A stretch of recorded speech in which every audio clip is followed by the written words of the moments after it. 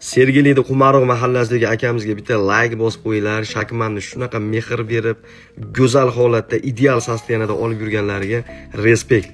Havas qilib like bosgan do'stlarimizga shunaqa chiroyli texnikalarni olish shu yil nasib qilsin. Texnikam 2012-yilda ishlab chiqarilgan Shakman F2000 zavodskoy samasva. Ozgina xarajatini hisobga olmaganda haqiqatda texnikani sostoyaniyasi go'zal.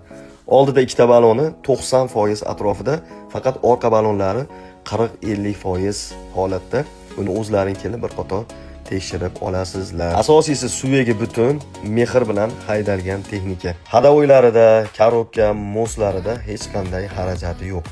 Bortlarini ko'ringlar, juda ham go'zal holatda. F2000 larda bortini ozgina yupqaroq materialdan qilingan, tarasini yengillashtirishni o'ylashganmi? Shunga qaramay, lekin bu texnikaning bortlari go'zal holatda turibdi. Yiliga nisbatan kabinalari ham zavod holatida turibdi, ko'ringlar. DTP bo'lmagan, asosiysi qovurg'alari butun, mana ko'ringlar. O'zi ko'pchilik akalarimiz yaxshi bilishadi. Zavod holatida turgan, ko'p joyi radnoy holatda turgan texnika baribir ajralib turadi. Shu haqida fikrlaringni kommentariyada yozsalaring, bilmaganlar uchun ma'lumot bo'lib qolardi. Salonlarning ichi ham yaxshi holatda, lekin zavod holatida turibdi mana. Ortiqcha urinmagan, sostoyaniyada turibdi. Kimgadir yoqar lola, kim atirgul shaydosi deganidek, Shakmanni ishqibozlari ham juda ham ko'p menimcha. Kommentariyada kutamiz Shakmanchi akalarimizni. Ozgina ko'p gapirib qo'ydim, kechirasizlar.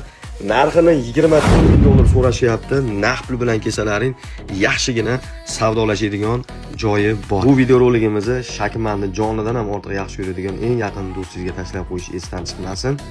Imkon servis kanaliga obuna bo'lib qo'ysanglar, barcha turdagi texnikalardan birinchi bo'lib xabardor bo'lasizlar. Texnikamiz Toshkent shahar Sergelida Qumarog mahallasida turibdi. Kelib ko'rishingiz ham mumkin yoki pastki raqamlarga aloqaga chiqib to'liqroq ma'lumot ham olsalaring bo'ladi. Savdolaringni bersin, yaxshi kunlarda ko'rishaylik.